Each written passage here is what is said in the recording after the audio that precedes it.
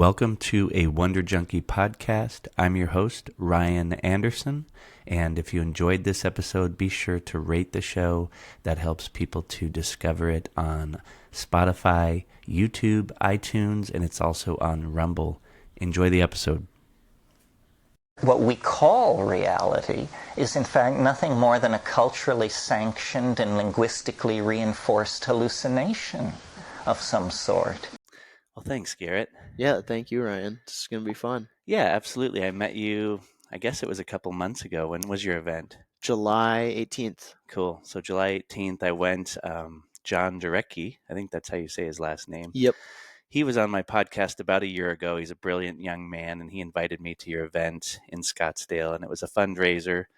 And that's when I got to meet you and see what the Vital Choice Project was all about. And it was inspirational. I saw you and a bunch of thought leaders there, and I saw Mike Tyson was there helping to raise funds, and Tito Ortiz, and it was really amazing what you put together. And I wanted to have you on to uncover how you even got involved with this, and your testimony was unbelievable, and it was powerful as to why you got involved with this project. So let's just talk a little bit about what Vital Choice Project is, how you began the project, and then we'll go backwards into some of your testimony.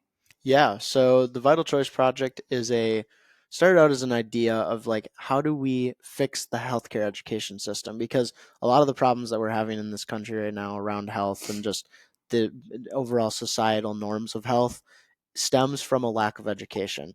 And a lot of that is, I'm sure you're familiar with, like the Flexner report, which basically overrode all of our medical institutions to teach one form, which is the allopathic model, which is reactive instead of proactive. And a lot of health really comes down to preventable solutions. And because of reports like the Flexner report and changes done through our medical education institutions, we don't prevent illness, we treat it once it arises. And that has brought us to where we currently are.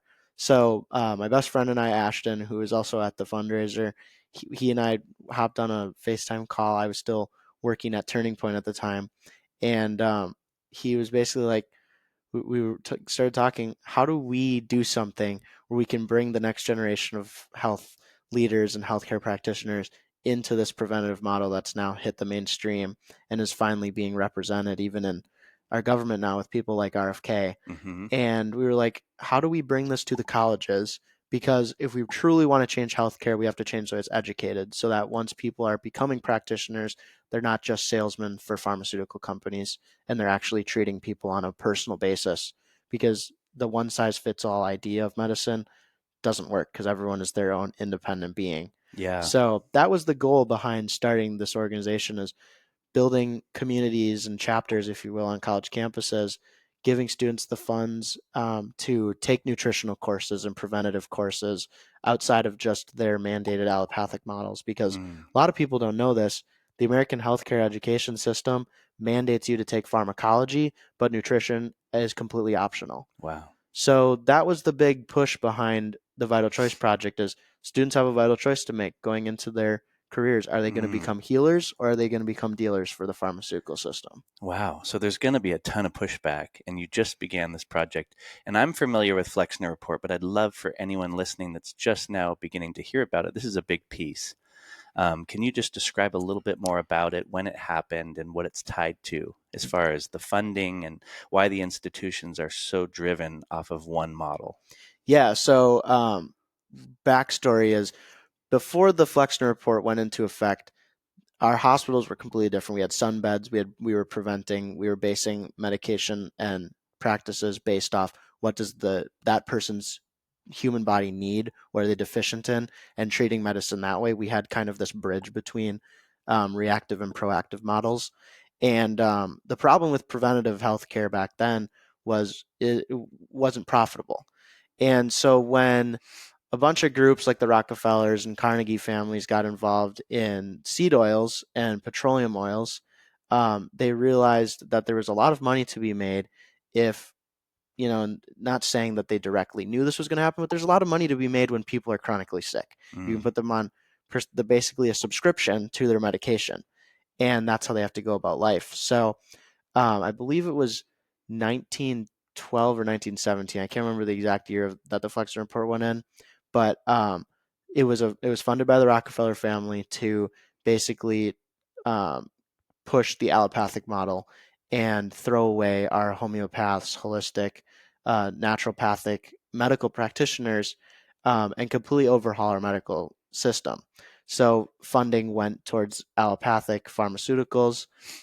Funding was pulled from naturopathic models.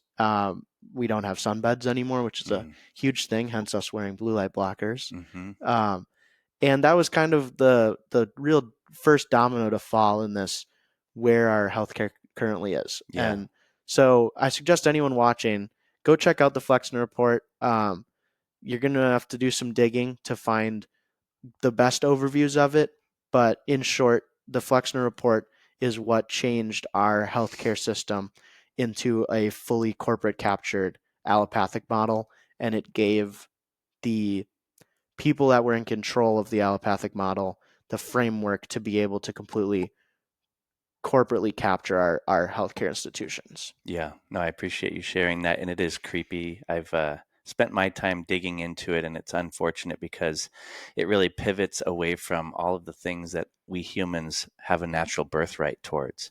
And it starts to push funding and scientific research towards one direction. And it's unfortunate because science is about skeptically interrogating the universe, finding out more about it, and evolving our thinking and unlearning and relearning and continuously evolving.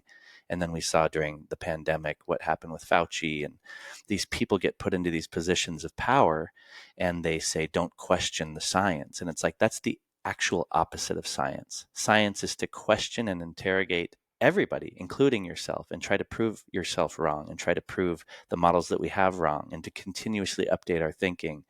And I think the pandemic is what helped most people in this country and in the world, because of how captured we were, recognize how we got somewhat duped. Yep. And it was a huge deal, and nobody's been held accountable. And nobody, even people that got the jab now, they either don't want to reckon with it because it's scary and it's unfortunate, and then the people that didn't get it want to maybe sometimes hold people accountable, and it's just this big mess. And I think we haven't even seen the unfolding of how bad it actually is going to be, and there's going to be more and more issues because of the pandemic. I think we're going to have more and more pandemics that are going to be somewhat orchestrated, unfortunately. I mean, a lot of people don't want to go there. I had Aaron Siri on, I'm sure you saw that. And, he sticks right to the facts. But when you zoom out just a little bit, you can start to see that these things have been unfortunately orchestrated to make a lot of profit and to maybe even intentionally cause harm. I'm not sure if you want to go all the way there, but I love what you're doing. I'd love to hear a little bit about your background because I heard your story about getting bit by a dog and which led to a lot of health issues. Do you mind sharing that? Yeah. So basically, when I was about to turn 7, it was 3 days before my 7th birthday. I was involved in a pretty severe dog attack that left a good chunk of my face lacerated. And the reason why some people may say, like, oh, it doesn't look that bad right now, is because the way that the attack happened was the dog grabbed over my eye and my cheek and then pulled. And Oh so man. my face didn't necessarily have a bunch of cuts and scars, but it ripped my skin from my muscle and bone tissue underneath. Wow. And What kind of dog it was was it? a husky. Wow. Yeah. So, and I was a very tiny person. Like when Mm-hmm. I was little, I was in the lower percentiles and stuff. So this dog coming up and biting me was a, it was much, it was much larger than for say some of the other kids my age. Mm-hmm. Um, so basically what ended up happening was they went through the ER, did all that stuff. So I'm sure there was things that they had to do with rabies because it was an animal. They had put me on a lot of antibiotics Mm. due to just the fact that it was an animal attack. And then I had where I would credit the allopathic side of medicine to being beneficial is situations like this Mm-hmm. because um, you need when something severe like this happens, you need to have surgical options to stop bleeding, reattach in my case, it was reattach parts of my face. Mm. And so that's where basically my health journey, if you want to call it, started.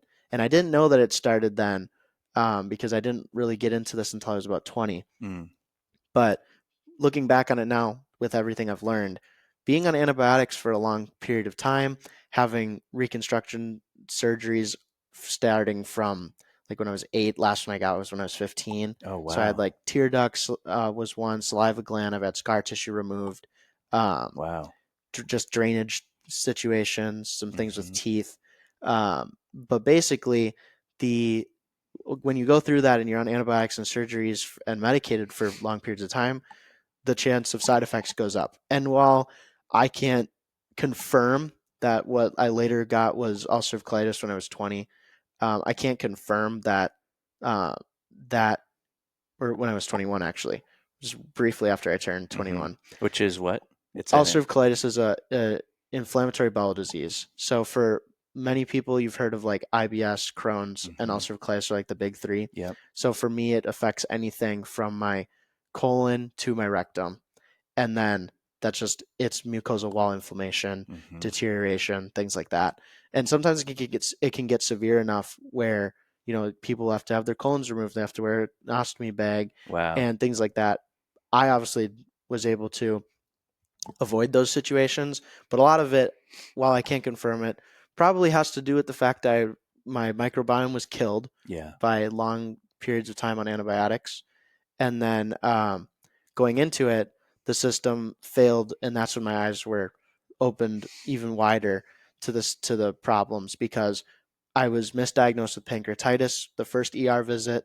They started wanting to do treatments for pancreatitis, and then sent me home. Symptoms didn't get better; it actually got worse, Mm. and What age was that? 21. Yeah. So So it got real bad yeah, at 2021. yeah, and it was or so I was it was 2024. So what is so I'm 22 now. This January will be the 2 years Okay. of when I got diagnosed. Wow. So yeah, I was 20, gonna turn 21 in that summer. So because it basically started when I was 20, and then I got into clinical remission in June, which was right before my birthday in July. So 20 Mm, yeah. Wow. math. Yeah. Yeah. But yeah, so basically, you know, they misdiagnosed, did all that stuff, ended back up in the hospital. Things weren't getting better. I was in college at the time, and I wasn't doing my stuff because it's like I was dehydrated. I couldn't retain fluids. I was going to the bathroom 15 to 20 times a day. Like it was Mm. all the symptoms that you may read about for ulcerative colitis I was having. Wow. And eventually, our family doctor, who wasn't on this medical case with us, had suggested the fact that it's probably ulcerative colitis or some form of inflammatory bowel disease. And I remember we went into the hospital and we told them that the ER people that I wanted to do a colonoscopy and that it had been suggested. And the wait time for that, this was January, and they told us the earliest they could get me in was April. Jeez. So then they're like of course they admit me again, so I'm hooked up to IV, and they're giving me prednisone was the steroid Mm. that they used, which I ended up having side effects of that because I got really bad cardiovascular health from it. Where there's one point where I was laying in the bed and my heart rate was a steady 120, and it's just 20-year-old with that's terrible. Like Yeah. couldn't retain food or anything, so it makes it even worse on top of that. Wow. And basically that we ended up finding my mom is a mama bear and I love her for it. And she got me into a different hospital about 2 hours south of where we were in Wisconsin, down in Milwaukee. Mm. And they did the colonoscopy and came out and diagnosed what we thought it was. It was ulcerative colitis. So Got it. started on the medication for that and still wasn't getting to what I wanted because I kept reading everywhere on Reddit pages and Facebook groups that when you get ulcerative colitis, you have to get used to a new life. You have to get used to a new normal. And I was unwilling to accept that because 2 months prior, I was a kid that could still go outside and play basketball and hang with my friends, go to the gym, eat the foods that I wanted to eat. And all of a sudden, something in my body, I was supposed to just accept that that's the forever. It's changed like that. Mm. And so I started learning about just some of the natural routes. And Ashton's dad is a chiropractor, so he Mm-hmm. focuses heavily on the natural and preventative side of medicine. And what are the traditional routes when you're reading the daunting "Your Life Has Changed Forever"? Talk a little bit about what you were seeing. Yeah, so was seeing like you have to cut out entire food groups. Okay. You have to get used to not being able to maybe exercise at full like Mm. capacity. You might have shortness of breath. You might run into infertility issues. You might, um, you might have to have surgeries down the line to remove parts of your colon that the inflammation doesn't go away. Mm. Um, And what parts of the diet were they recommending? It was a lot of like sugars. You have to cut out sugars, which in general is just something we should all cut out is added Mm-hmm. sugars and try to get back to like natural. Now my wife and I use like honey for a lot of our stuff and organic cane sugar. Mm-hmm. But that was kind of like the big thing. You won't be able to have they were very a lot of the people I was talking to were very anti like you can't have a lot of meat anymore. Okay. Which is like thinking that through was interesting because I'd Uh-huh. always grown up around like protein and all that kind of stuff. And yeah, so it was just I was not wanting to accept that. Like Yeah. I couldn't stay up later because when I stayed up late during the flare up, it was just a bunch of problems would be caused. Wow. So, Mm-hmm. and I didn't want to accept that. Yep. So when I met with Ashton's dad the first time, like just for overall like to get a synopsis of what was happening, he just suggested a food journal and like a reset of some sort. So I started researching like what is a gut microbiome reset? What is all this stuff? Mm. How do you biohack your body to starting your microbiome back up and all that stuff? Because everything that I was reading would pointing to that I was just deficient in good bacteria. So fast forward, started the food journal and went on a water fast for a couple of days, and then started over with unseasoned rice, cooked unseasoned chicken, and Okay. did that. And I had one meal of that per day. And then things started to like honestly get better. Mm. And the times that I was going to the bathroom per day was going away. I was not having the major symptom, which is when you're passing blood. Wow. And it started to go down. And then I read the thing on a group, there was a subreddit about ulcerative colitis. And it was someone talking about cabbage juice. And I was never had heard of like juicing or Mm-hmm. any of this kind of stuff. And I was reading into it, and apparently the gist of it is in the 1970s there were tests done with cabbage juice on peptic ulcers in the Mm. stomach, Okay. and they found like a compound that's now referred to in cabbage as vitamin U, which the U actually comes from ulcer. And so I decided I was going to do that. Like, so we bought a juicer. We started going to the grocery store and getting cabbages and juicing it right there at home. And then I would take juice in the morning and at night and did that for 28 days was like the total time that I consistently did it. And I still get cabbage juice every once in a while to Mm-hmm. this day. Um, You buy it as is, or do you make it? make it. Yeah. Yeah. Cool. So, yeah, so that was like the big turning point was, wow, I'm like starting to really get better. I started introducing exercise back in and, basically like kept this food journal up to date and but by the end of it, like I was back to my normal food groups and I knew what I couldn't and couldn't have. Mm. And it turns out a lot of the things I couldn't have were just things that we shouldn't have in general. So Sure. it was like, I don't have as much processed food anymore. I don't have added sugars. I don't have synthetic food dyes or petroleum based food dyes. Try to stay away from artificial fats Mm. and things like that. And fast forward into June when they did my next follow up colonoscopy, my mom has always told me because I was under medication to when they do that procedure. My mom tells me the doctor came out and said, if I was to diagnose your son today, there would not be enough to go on to give a diagnosis. There wasn't even inflammation on a microscopic No level. kidding. So Wow. it proved to me that natural eating real whole foods Mm-hmm. and getting back to the basics of what God gave us, Mm-hmm. it works. Wow. And that's like my beating heart in this is I don't want me and my wife's kids to ever have to go through the same medical system that I did. Yeah. So that's why involved in the Wow. things I am. And your partner's name is Ashton? Right. Yes. I Yep. met him too. So what was his story? I forget. He had a real health Yeah. emergency So too. when he was 5, he ended up getting type 1 diabetes Okay. that was like dormant, but then came on, which they don't know to this day why. Like most of the time, type 1 you're born with, and they Mm-hmm. can see that. But for him, I think it was 5. Okay. And basically, he's been able to live a completely, normal life to what normal is allowed because Mm-hmm. he's prioritized his diet and exercise and I mean, I always refer to him as people as he's a walking muscle Mm. because he's been able. That's been his thing. Is like he's learned that he won't get shaky and won't have side effects of diabetes if he stays active and in the gym and Wow. eating the correct foods. Cool. So, yeah, he's been in this longer than me, and I've learned a ton from him. Wow. Even though he may not be as much as public facing, Yeah. he's a genius on this stuff, and Amazing. I would not have gotten into it if he wasn't like, you should really talk to my dad.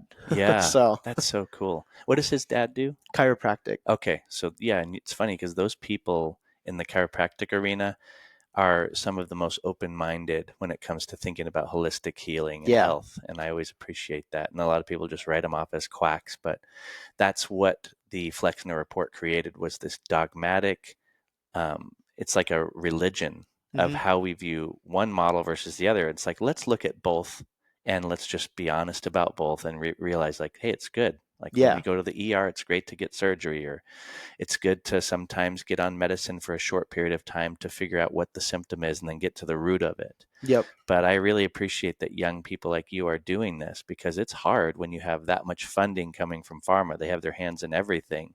And what's some of the biggest pushback you've already received, or how hard is it so far to get? Yeah. So the biggest pushback we've received so far is we have an inability to find campus faculty advisors to officially recognize our chapters. Okay. So Jonathan, that you brought up earlier, is our chapter president over at Davidson. It's our largest chapter in the country. He's got past 35 members just recently, Dang. um, and he's been killing it. He's the only school that's been able to find a chapter advisor. Wow. Our Texas State chapter and our Kaiser University chapter in West Palm. And what's the reasoning that you're finding this? We think that Reputation? we from what we've heard from the students is that it's too controversial. Okay. Faculty members don't want to attach themselves to something like this where they're the fact, because you got to think too, the students who are the faculty advisors that they're approaching is the medical teachers that are teaching them, because most of our students that we have are medical based, healthcare based students. So they might, Mm-hmm. they might be going for athletic trainer or pre-med or Mm-hmm. nutritionist, dietitian, things like that. And so the teachers that they have relationships with and feel like pushed to ask to be the faculty advisor Mm-hmm. are, funded by by the system. So they see a lot of this stuff as controversial, um, problematic. They don't want to attach themselves to something that, you know, the science doesn't point to, Mm-hmm. even though a lot of the times we haven't actually had adequate studies done to say the science is one way or the other. Mm-hmm. That's a big thing in the vaccine conversation, is like Yeah. we've never done a controlled 10-year follow up of kids that got vaccinated versus didn't get vaccinated. Mm. Where did that go versus um, where did kids without vaccines versus kids with vaccines go? Yeah. And as much as, organizations like the Institute of Medicine will say, well, we've done the study, the way that they do it is when they release something and the federal government or FDA or HHS asks the Institute of Medicine to put out a study or like to debunk something, they usually a debunk, when you dig into their reports, actually is just them saying there's insufficient evidence. Right. But right away then the media will go, well, OIM says there's insufficient evidence, so it's debunked, Right. when they don't actually put a full study out. Yeah. And so that's the biggest pushback we've gotten, for sure, is the Mm. students' inability to find faculty advisors, and that's fine. We still get them on scholarship. We still send people to their campuses to speak to them. It's just more difficult for them to rent out rooms for us to host their chapter meetings in or things like that. Mm. So, um, I would say the best thing though is that we're noticing, to bring it to a positive, is how many students want to be involved, because Ashton and I don't have name recognition. Vital Choice doesn't really have name recognition. People relate it to our fundraiser we did with Mike Tyson and a bunch of other health freedom minds in this movement. Mm-hmm.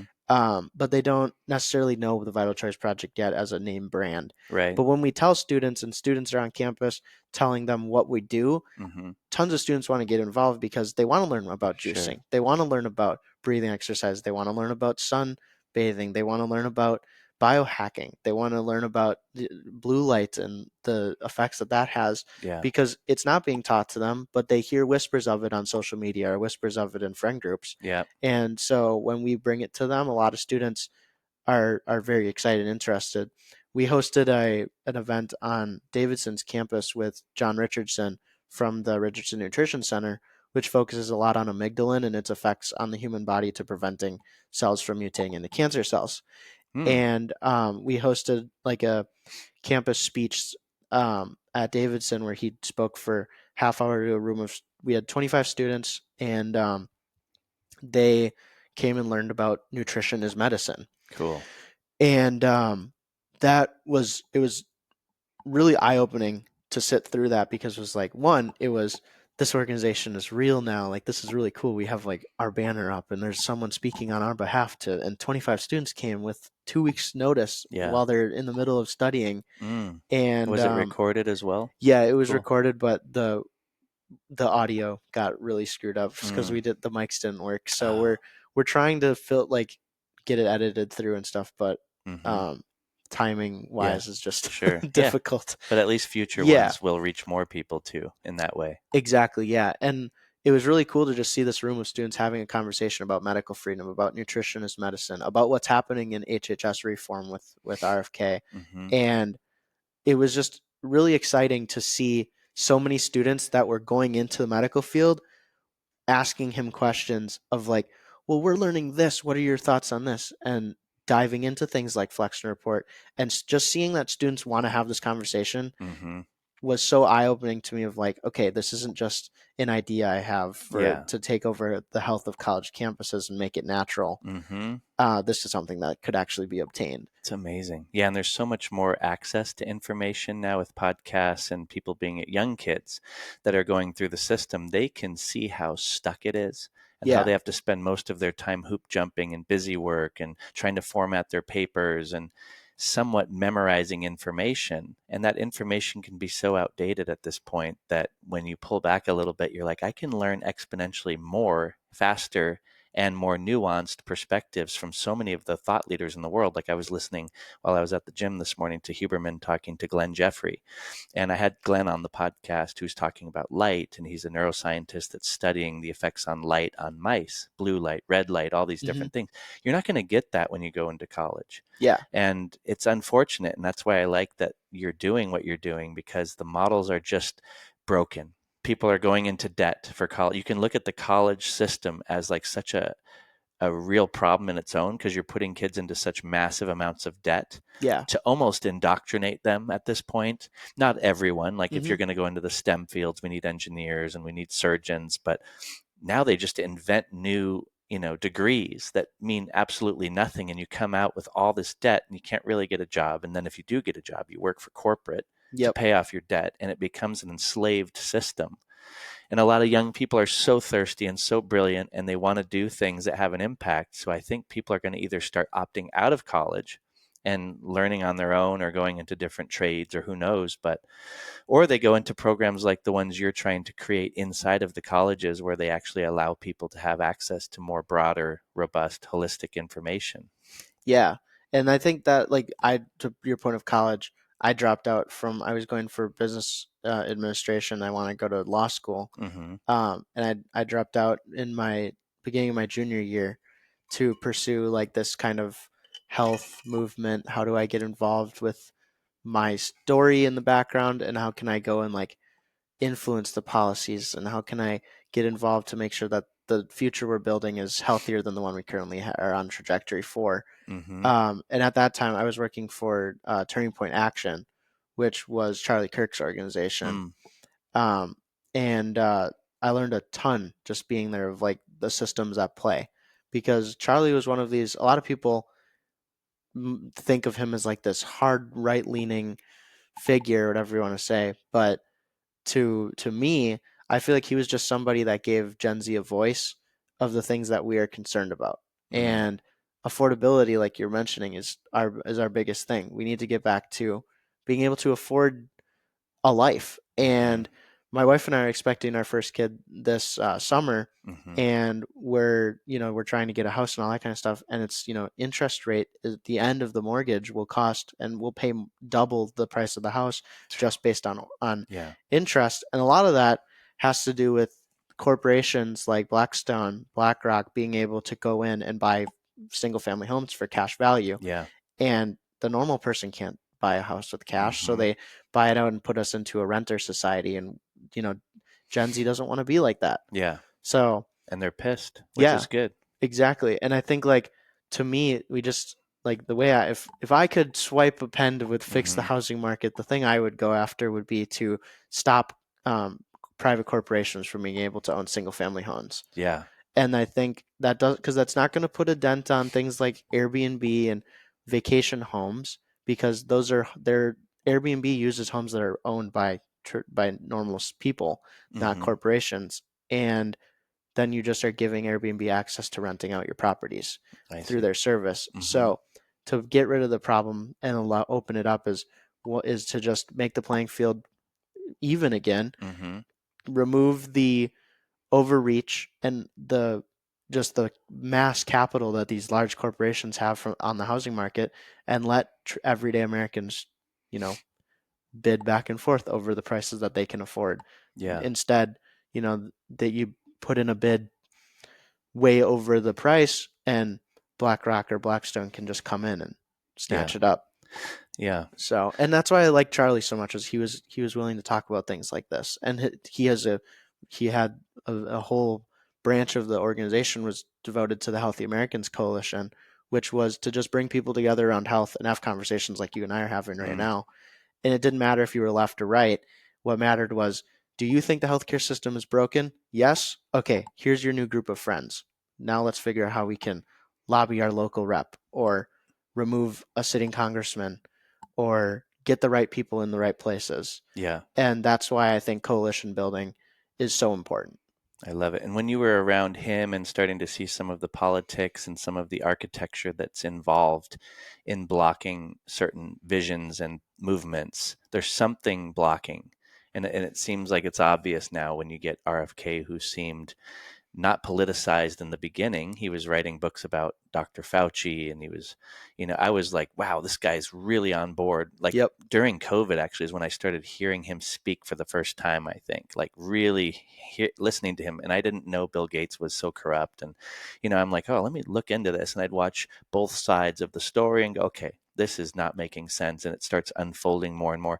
Well, then when he gets deeper and deeper, he ends up being this right politician. It's like he never was. But Mm-hmm. now it's politicized, unfortunately. Yep. And it seems obvious that his immediate action would be to pull the mRNA technology immediately. Yeah. Like this is so bad. This might be the biggest catastrophe humans have ever made, but it hasn't happened. Yeah. And so there's something happening that's preventing that. And before we hit record, we were just bantering a little bit about some of the deeper bedded corruption. Nobody seems to be able to put their finger on it, and people want a blanket statement and blame a group of people, blame the Mossad and blame the CIA and blame this. Yeah. And at the end of the day, what are you starting to see as a young man and your generation? I'm curious what your perspective is on his block and his inability to at least make such a move like that. I would relate it. I think the reason is there's so many lifetime political government employees that have an agenda that are in, and they aren't appointed. They're just working full time in the government. And one of the big conversation I've listened to recently that talks about this and what it could be is, on the Joe Rogan podcast recently, he had Brigham Bueller on, who's Mm. runs Ways to Wellness, Mm-hmm. and they're trying to do with compound pharmacies, which is where they use like compounds that are already naturally occurring in the human body, and using that to prevent illnesses, or treat a person directly on what their body is. So Yeah. much more preventative um, system. It's more of your informed consent absolutism. You know what the medicine you're taking is, what the side effects are, what it could be, where did it come from, all that kind of stuff. Yeah. And he was talking about how there are people inside the HHS and all of its overarching organizations and branches that do not want what Bobby is trying to do to get through and have been stalling. And Brigham brought up a story of where he was trying to get on with the FDA because right now there's a big fight over peptides because Mm-hmm. peptides are naturally occurring in the human body. And so Big Pharma wants to try to patent it, but they can't because you can't patent naturally occurring things. Versus where with Ways to Wellness and Brigham's group is they're trying to keep it open to anyone and not have it an overarching Yeah. pharmaceutical company own that process of medicine. Right. If someone wants to use peptides to, heal cartilage or use stem cells or any of that kind of Yeah. stuff, they should be able to, and they should be able to do it the most Yeah. naturally and informed way they can. Yeah. And You can't ban nature. yeah, Well, they're exactly. doing it with hemp. They do it with Yep. other things. But, Yep. They do it with our skies. mm-hmm.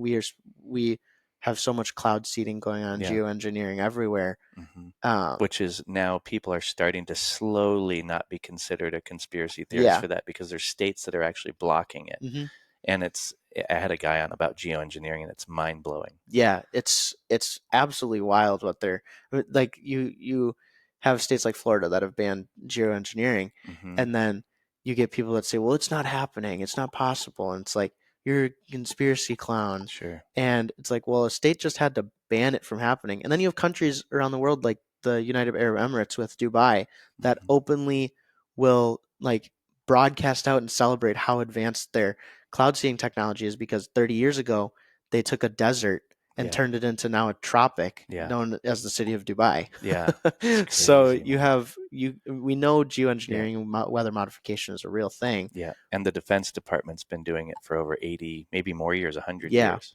exactly. So that's kind of where I think, and being kind of in this movement now, with both my Vital Choice Project job and then my job with Maha Action, is we're seeing there's a lot of people that don't want to see these changes happen. There's a lot of Mm. people that are paid for and bought out. And a great example of that would be when in Texas they were trying to ban soda and stuff from Snap, and they had a soda lobbyist come in and testify saying that there's no evidence that drinking soda increases your chance of obesity, Jeez. which is just wild Unbelievable. because these pharmaceutical companies and the overarching factors Yeah. groups have so much influence that they can buy and change a study Mm-hmm. and get the result they want in their research and study, Yeah. publish it so that they can use it to then lobby for the direction they want to go. So bad. Yeah, like Coca-Cola and these big Yep. companies have their money in the health industry and the petroleum. All these like conflicts of interest are so deeply embedded. And then you wonder, like RFK, thinking back to JFK. Like everybody now, it's pretty obvious that he was assassinated by our own government, or at least by the secret societies that wanted him dead. hmm And you start to look at all the different people that truly wanted to take action, and they get murdered or ousted, or they try to destroy their reputation. And right now I feel like it's so blatantly and in our face obvious how corrupt and embedded the whole thing is, the WEF, and you go into the whole infrastructure just being corrupt. Yep.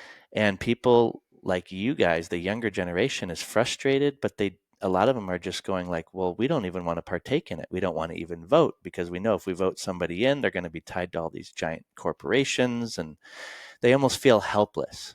And Yeah. I think that creates nihilism, and I really almost feel like right now with the blatancy of just coming out and doing things so obviously blatant and nefarious, it's almost part of the psychological warfare is to make it look like just abuse and you can't do anything about it. And then people do feel hopeless. And what do? They get on their TikTok or their vape pen or whatever feels good temporarily. And they go, if the ship's going down, I'm just going to fill my pockets and eat and have a good time and Yep. take more selfies. And I feel like that's the dangerous point where we're at is you get a choice here, and it's a spiritual warfare. hmm And I think that's actually what's being so jacked right now is that people don't seem to have a connection to the divine or to this idea of something beyond this physical life.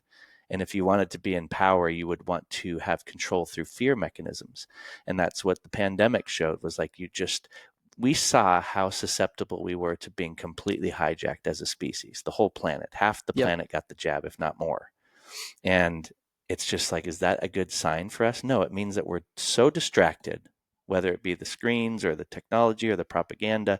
And I'm concerned about it, as a team human person. It's like we're all Yeah, being divided intentionally, and we're being shown psyops. Even what happened with Charlie Kirk, people could like him or dislike him. It doesn't matter. Nobody should die for speaking in public, exactly. Yep. and it's just a weird time to be alive. So I just want the younger generation to have hope and to find something a little deeper and to still try to make change, even if they don't think they can do it through the political system. They can do it in local communities. And what do you say to the future generations? I mean, you're doing it and you're taking action, but what is your vision and your hope for the future of people seeing this broken system? For me, I would say to people my age is go get involved. Doesn't matter what you're getting involved with. If you have something you believe in, go meet people that are trying to enact it and go try to become a force for good in the world. Mm, And I think it's a lot easier to get involved than people may think. I mean, I was a college student with no internships or anything 16 months ago, mm-hmm, and I just started asking questions and got involved, and now I'm doing the things that I'm doing. So it's really comes down to if you have an idea for something, just go do it. mm-hmm. And don't let something hold you back on it, because life is short, and we have to, like you said, we're team humanity. If you think you have a good idea that's going to make things better for the people around you, go try to do it, because Mm-hmm. it's better to try than not at all. Yeah. And maybe even find the people that are on board, like you found Jonathan. Yeah. And I found him, and that's actually how you and I are sitting here, and we're in the same state, even though Yeah. you're moving. But Yeah. but it's amazing how, like, I found Jonathan through. If you go back and you look at synchronicities, I'm like, wow, I found him because I got deeply interested in quantum biology and learning about light and water and Jared Pollack and all these guys. And then he spoke up and started to question Huberman about Dr. Jack Kruse. Yep. I was like, that's a really smart young guy, and it took courage for him to stand up in front of hundreds of people and ask him about his opinion about Dr. Jack. Yeah. And it's interesting how Dr. Jack's not on the big platforms, right? Like they don't want him on there telling his story. He's a little bit rough around the edges and not easy. He's abrasive, Hmm. but man, is he understands the big picture a lot of times about where the centralized model's broken as a neurosurgeon. And he went through that system. And then when he was sitting there with Huberman, you're like, he's sort of humbling Huberman a little bit. Not the nicest guy, but sometimes the truth isn't always pretty and it doesn't come out very nice. But that's how I found Jonathan, and that's how you and Yeah. I are sitting here. And I think you're right. I think it takes courage and action, and people need to have a little bit of hope for the future instead of becoming nihilistic and then getting quickly addicted to screens or technology or whatever it is that keeps you feeling good in the temporary moment while the ship's going off the edge. Yeah. I would say the other thing too is don't let people gatekeep you out of stuff as well. Like just keep pushing, get around it. If there's a roadblock, go another direction and get back and loop back in. Yeah. Because you can't, like, a lot of people will say, well, I try to get involved and I never can talk to the right people. Don't be a victim. Don't be a victim, and don't think that you haven't tried hard enough, because I bet there's another person that can network you into who you want to talk with. Yeah. And like that's really my whole thing is like it's all networking, and Perseverance. yeah. And one of like someone I've learned a lot from is Joe Polish, and I met who him the other runs night. oh cool, yeah, Yeah. who runs Genius Network. And one of his things that he always is saying is your network is your net worth. And I think that's true. Is like the more people you know and the more knowledge you gain from others, knowledge is so important in this action world, or whatever you want to call it, just Mm-hmm. trying to be an activist for things. Yeah. The more people that know you, the more you can help others and how they can help you. And Mm-hmm. that's kind of what team humanity has to do, is we have to stop with the gatekeepers, and just, if people want to get involved and help, let people help. And if you really want to get in it, get around the roadblocks that you might have, I because love you'll that. find other people that can help get you to where you want to go. Yeah. And that's a good way to help others too, is by doing those things you learn. Like I have a friend named Pete who lives out in San Diego, and he owns a few companies now, but he started from the ground up, his money, hated college too, and actually learned by creating his own companies. But during COVID, he opened this restaurant. It was like a poke restaurant. And it was like the day of the grand opening that they shut everything down. And of course, that has to be frustrating. You're ready to go. You've got all these people ready, and then it shuts down. But he's such a good, what you're talking about, perseverance. And he pivots and he's like, Yep. okay, well, people want to eat healthy. Let's turn the kitchen into a food prep thing. calls it preppies, starts delivering food to people while they're stuck at home or they can't go to restaurants. He was like, let's float through the pandemic with this company. And then it turns into like getting contracts with the government for the board. And it turns into this huge company. He didn't even plan to make it. It was more of a float job to get him through. Yeah.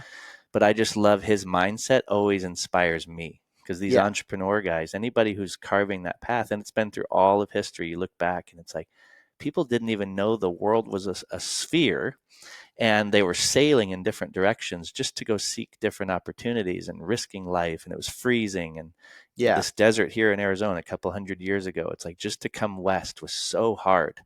And so Yeah. I think learning how to have perspective and zoom out and look back through history and be like, we are connected to all of our ancestors and we're going forward no matter what. And what are we going to do about it? You know, and I think opportunity versus victimhood and gratitude is the opposite of that. And that's why I really was inspired by you guys when I was there at that thing. I'm like, this young generation, because sometimes you look around, and I have a high school down the street and they walk by and a lot of them have headphones in, they're staring at their screen, they have hoodies on, and they're looking hopeless Yeah. and distracted. And Gen Z is I'm demoralized. like, are they going to make it? You know, this is sad. But there's a new group of folks coming up that are, you know, they're ready. And I think they see it and they're in disgust almost. And disgust creates change. Yeah. And so I'm really hopeful. I'm seeing young, smart people that really want to pivot the other direction. And I really like to give people that message, because a lot of times you're like, oh, we're not going to make it. And that's Yeah. nihilism. It's like the opposite of hope, you Yeah, know? exactly. And like, so my one of my big motivations too is, like, I look up to my grandpa a lot, and he did not come from really much of anything. Him and my grandma, and they had a farm in northern Wisconsin where, they didn't have much at all. It was a very tiny little farmhouse, and they were dairy farmers. And then they had this idea to start a business around like water softeners and Hmm. water distribution. And my grandpa started it from their kitchen table, Wow. and eventually, like, they were able to sell the farm, and they went all in on the business. And it didn't turn into anything huge, but it turned into something where they were able to help their grandkids with college. They were able to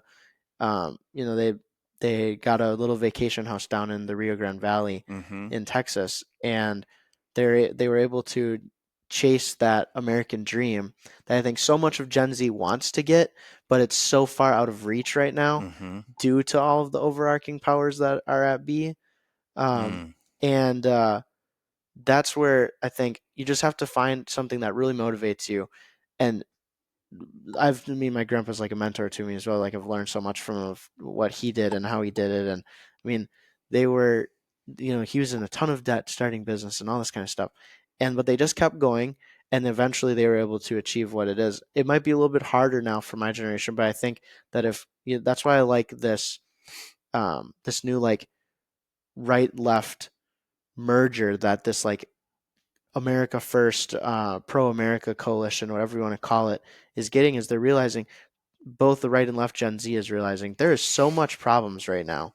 It doesn't matter which political party, because they're both corporately captured. They're both influenced by foreign countries. They're both influenced by their donors. Mm-hmm. Nothing is going to change that. Yeah. But if enough of, we're going to be, Gen Z is going to be the voting demographic. We're going to be the majority voting demographic soon. Mm-hmm. And if we say no to that, and that we're not going to continue in this trajectory of, we can't afford anything and we're going to be slaves to rent, and that idea of you will own nothing and you will like it, Mm. that the World Economic Forum has been pushing. Mm-hmm. And I think Gen Z has a real shot to band together Mm-hmm. and bring things back to like what we heard the stories of our grandparents being able to do, of buy houses, raise families, Mm-hmm. get involved, go to church, whatever it is that we want to accomplish, we can do. And that's why I have hope that Gen Z is going to be able to right some of the wrongs that Yeah. our current path is set on. Yeah.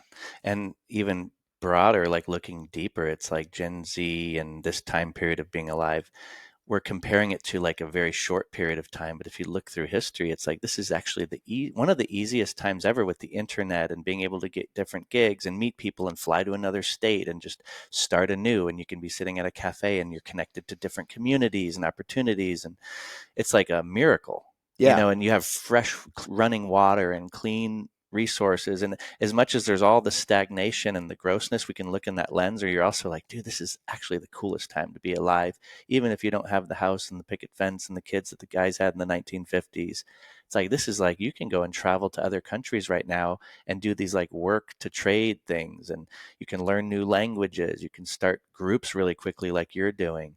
So I feel like the opportunities never been easier. It's Yeah. just a matter of being resourceful and choosing to pay attention. And I think a lot of the war is on attention. Yes. The social dilemma, if you saw that, it's like that thing is real. And, the companies, Big Pharma, they're pushing things like nicotine pouches, and they promote all the propaganda on how healthy it is to just go these certain avenues. And you're like, don't buy into that. We Yeah. need more, a little bit of discipline and a little bit of attention management, and not subscribing to this whole screen addiction. I know people putting on the meta glasses and they're just fully committing to more and more screen time, more and more indoor time. And I think the more we can capture our attention and have the ability to actually be in tune with what we actually believe in, remove ourselves from the influx of overwhelm, the next generation has a chance. Yeah. But they don't if they're just screen addicted and vape pen addicted and just addiction, and Yep. they're being pushed around. And that's where the Klaus Schwabs and these folks want that generation, because then you can control them. Yeah, and they don't want thought leaders. They don't want new ideas, and that's what I think is really cool about just the way from my jobs in politics is seeing that this like the next year will be an election year because we have the midterms and a presidential election in 2028. I think both of those cycles will be heavily influenced by who has the best new ideas and who resonates the most with Gen Z, because we're done with the neocons. We're done with overseas wars. We're done with worrying about and trying to play international police. We want to reshore everything and try to fix some of the problems we have here, because right now I believe the national debt is 121,000, 122,000 people per person now. We're approaching that 40 trillion threshold, Mm, and the current system's not going to stand. And I think that's why, our founding fathers, they were, 30-year-olds. That was the average age. There were 18-year-olds and 20-year-olds that signed the Declaration of Independence and the Constitution and stuff like that. And that's what I think we need to, the average age of Congress right now is like 70 something years old. We mm-hmm. need to bring that back down and get it closer to the 30, like our Yeah. founders were, and get the ideas, get fresh, new, bold ideas. Stop running on who has the most clout. Stop running on who has the most influence overseas or who has the biggest donors. Instead, run on policy and with the mindset of I'm going to bring change in a Mm, good way. And that will fix a lot of the issues, because that was the same mindset that our founders had. And I mean, they wrote and established a document that still holds true 250 years later. So they knew what mm, they were doing. And we have to rely on our youth again and Gen Z and let us get a seat at the table, mm-hmm. because like you said, we won't vote if things continue this way. We're not going to Yeah. play the game that continues to be played Mm-hmm. with no or no change in end result.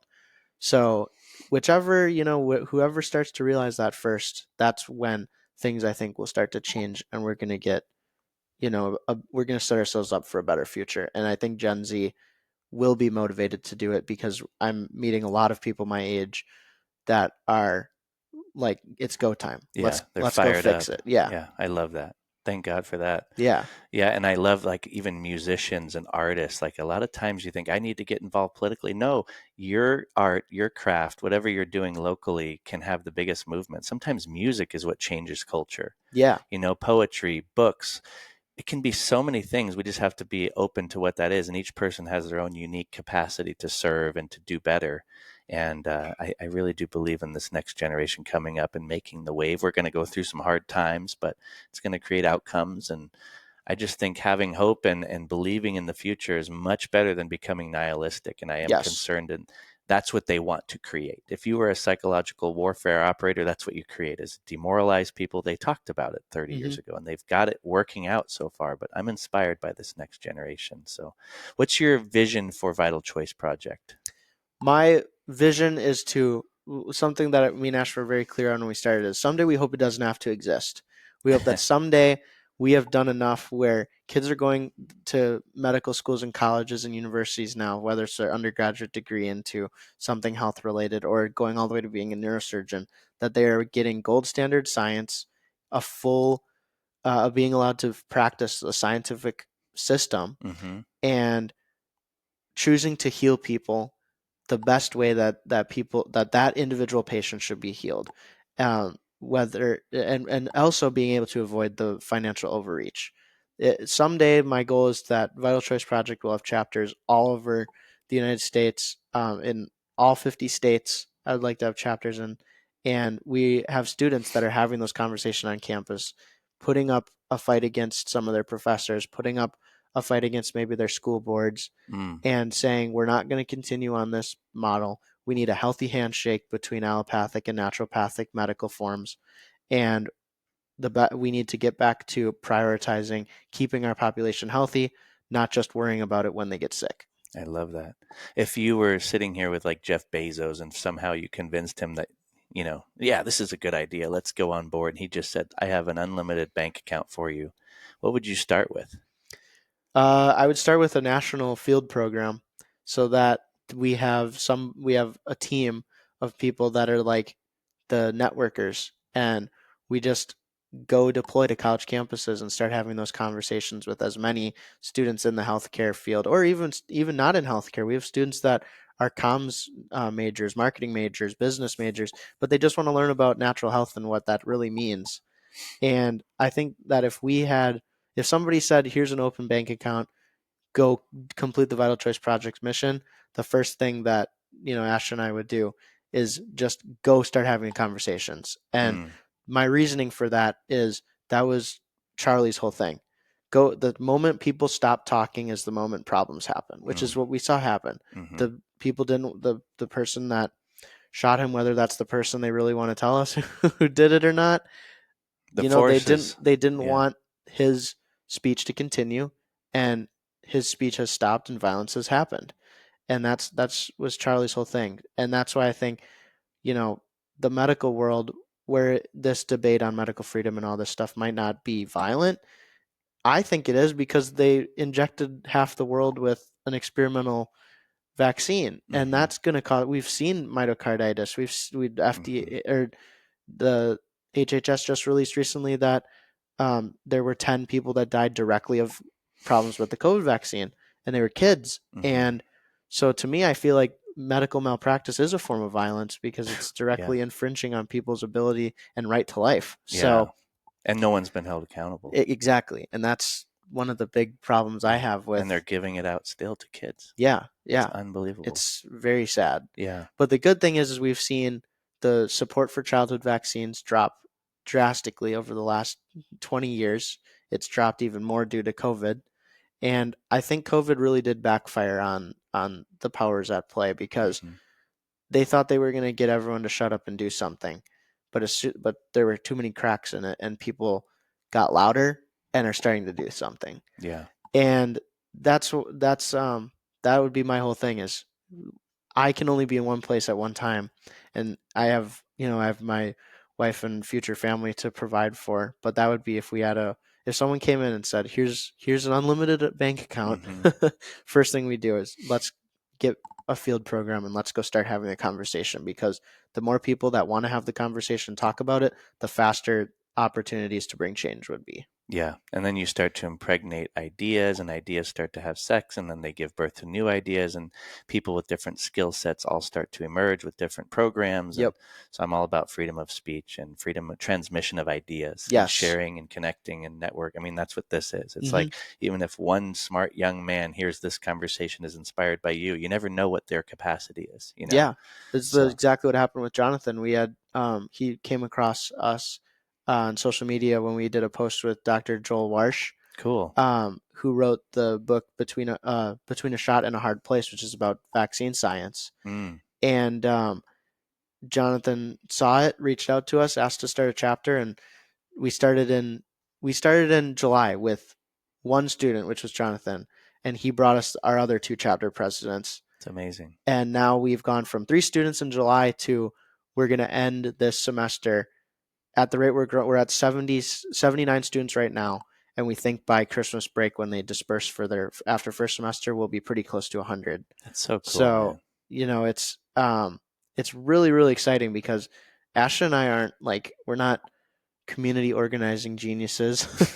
We just Yeah. have been encouraging kids to have a conversation, and Yeah. when they come to us and or go and attend a chapter thing on campus, they ask to sign up, and they end up in these group chats that we run with for the students, and they end up at the chapter dinners or chapter meetings, or they participate in our campus wide juice fasting or things like that. So cool. And students want to be a part of this, which is what we've been able to prove in this first semester, because we're a bootstrapped organization, and we've been able to infiltrate 3 states, 3 colleges, and we have 79 students that are interacting and having the conversations, and we just Yeah. want to see that keep expanding. I love it. Yeah, that's inspirational.